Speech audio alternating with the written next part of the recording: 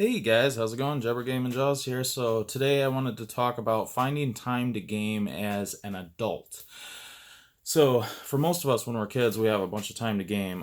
For myself, I did have a lot of time to game, but I had a very hard time sitting still for very long. It got a little bit easier in like high school, but before that, all the time that I had, I still just had so much energy inside myself that I was always outside doing all kinds of stuff like riding bikes, skateboarding, playing backyard football, whoever knows, fishing, all the shit, just whatever the fuck we were all doing when we were kids. Always having a great time. But video gaming was a big part of my life at that time, also. But still, I could just not sit down for more than maybe an hour and a half or 2 hours at a time. Ironically, now it's like such a short session. Like an hour and a half is almost not enough time to really sit down because, like, when I like to game, I like to get completely enveloped. Like, not that I wouldn't game for an hour and a half. Like, yeah, I absolutely do that from time to time when that's all that you have because sometimes that is all the time that you have. Sometimes it's less time than that. Sometimes I sit down and I play a game for a half hour because I have to. But ideally, what I like to have is I like to have big chunks of time, like maybe like 4 or 5, sometimes longer chunks where I can sit and just get completely immersed um, and enveloped into the world. I think of it similarly to like when I was younger, I was another thing I would do a lot is read.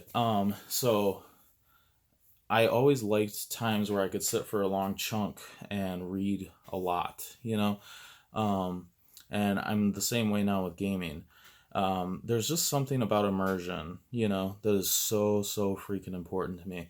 So as adults, it can definitely get a lot tougher. There's a whole lot more responsibilities, things that people have to do. Obviously, there's jobs and working, and there's significant others, and there are kids for some people. I am not in that camp, and I'm okay with that.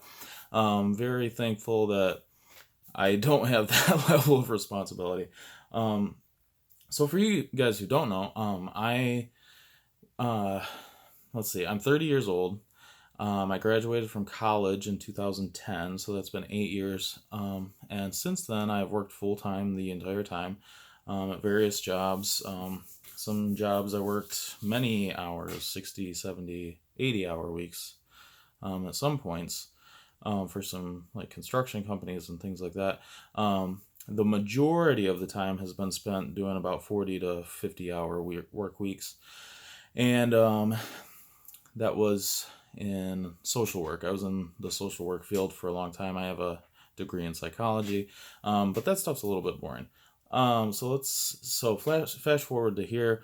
I've actually become a massage therapist, and I've been doing that for a year and a half now. Massage school was 6 months previous to that. So for the last 2 years, my entire professional life has been enveloped with massage therapy, and I love it. And one of the best benefits to massage therapy is that the most that a massage therapist is supposed to work per week is about 25 hours. Some therapists will go up to about 30 hours, but 25 is pretty much the standard. And the reason for that is you want to stay healthy and you want to keep your body functioning well, and you want to be able to give each massage that you give be just as high quality as the last.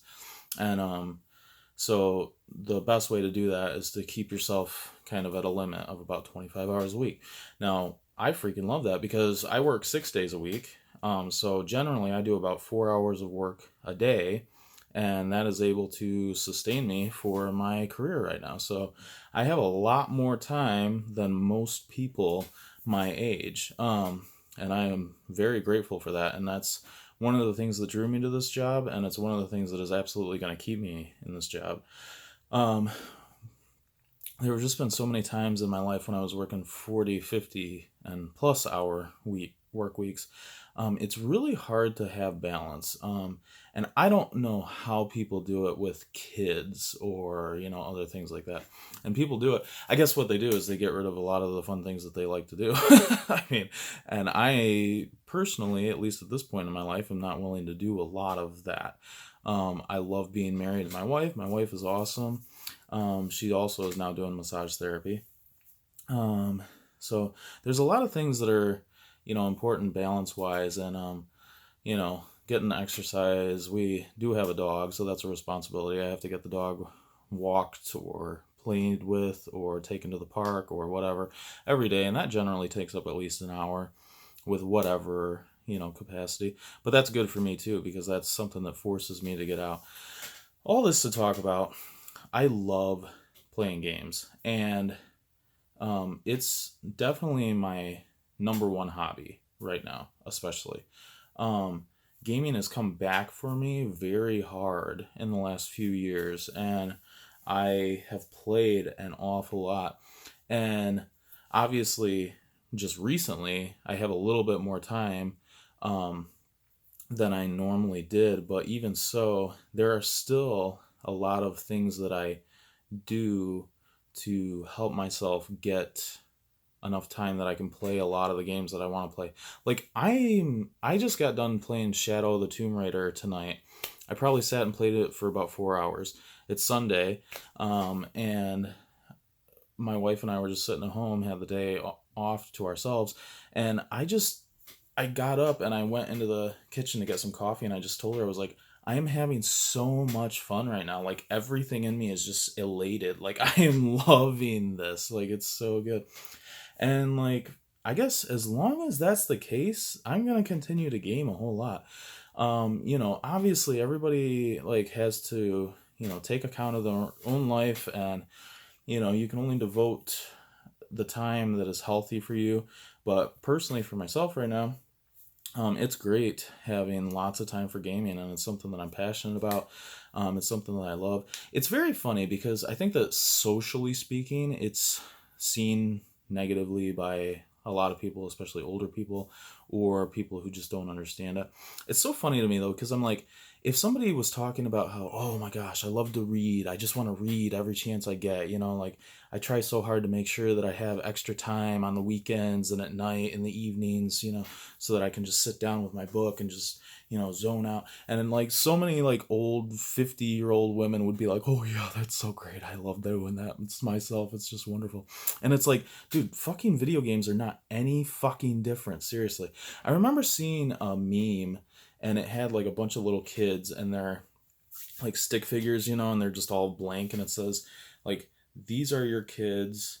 Oh, so there's four blank kids, and then there's four kids with like, wizard hat, astronaut suit, cowboy hat, like all this stuff. And it's like, so the first one is like, these are your kids, these are your kids on books.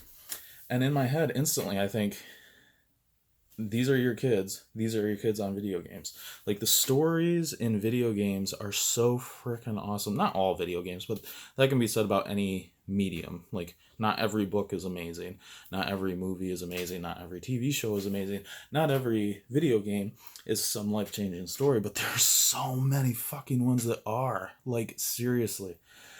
And the medium is picking up a lot. There's a really good video that Rich with Review Tech USA did, talking about how video games now bring in annually more money than Hollywood.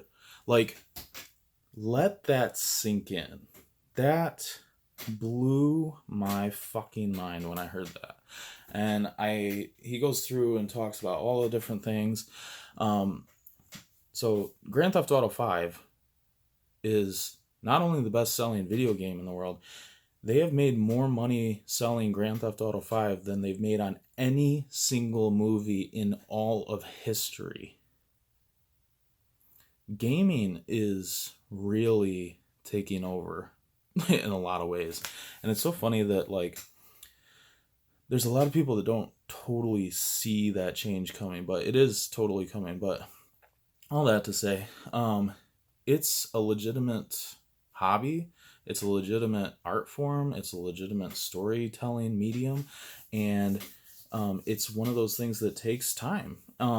And one of the things that I would say is the biggest thing leading from the whole movie discussion, pretty much, like, I would prefer probably 90% of the time, maybe even more, maybe 95% of the time, I would prefer to play a game versus watch a movie or read a book or Pretty much any other storytelling medium. Those are the two main ones. Watch a TV show. I would rather play a game, and I have different types of games that I like to play when I'm in different types of moods, and I have to be pretty freaking exhausted to like turn on a movie versus just like playing some game. So yeah, that's obviously something that I do to make sure that I have time for what I love. Like there's a lot of times like I'll be hanging out with people and they're talking about movies and oh my gosh, did you see this? Did you see that? Did you see that? And I'm like, no, no, nope. And like people are always blown away that I haven't seen this shit. In my head, I'm like, yeah, but I'm so blown away that you haven't fucking experienced The Last of Us. I'm like, I can't believe that you haven't played The Witcher 3 times. Like I can't believe that you haven't like played the Metal Gear Solid games or the Final Fantasy games or like it's like I have all these experiences that I've had that I can't even relate to them because they literally don't understand, Yakuza series for crying out loud. Like there's just so many expansive, incredible worlds with great characters and stories and all this good stuff. And so for myself to make time for what I love, I definitely cut out a lot of other things. Um, One thing that I've been doing too, like when I go to the gym, like I'll go do cardio or something like that, and I'll actually take my 3DS with me because why the fuck not? I can do the stair stepper or the elliptical or something, and I can just sit there and play something on my 3DS or my Switch. Like I did actually take the Switch once. I'm a little bit nervous about that because I don't want to break it, but you know, um, I don't know. I'd like to hear from you guys. Like, how do you make time? How do you make time for gaming? Because if you're watching this, you're obviously pretty into this hobby as well. So you get it. You understand like wanting time to play your games. So what are the ways that you go about doing it? I love having lots of time for gaming. It's something that I would have a really hard time giving up. And balance is always good. I have no problem with balance. Yes, you need to get outside, you need to exercise, you need to have time with friends and family, all that stuff. Um, it might be nice to play video games with friends and family, but you gotta be balanced and everything. But yeah, I think it's great to make time for the thing that you love, just like you would with any other hobby. If you love fucking roller skating or boating or something or motorcycle riding, like you gonna figure out what evenings and weekends and vacations and when can you do the stuff that you love. When can I go sit on the lake for 5 hours and fish, whatever your hobby is, or go sit in the woods and hope that a deer comes by so you can shoot it. Everybody's got their hobbies. And this is the one that I've chosen, and I think it's better than all the others. But obviously, that's the case because if I didn't think that, I wouldn't be doing it. So, all right, I think this has gone on long enough. I've rambled. Let me know, guys, about your own experiences. I look forward to hearing from them. Thanks. Have a good one.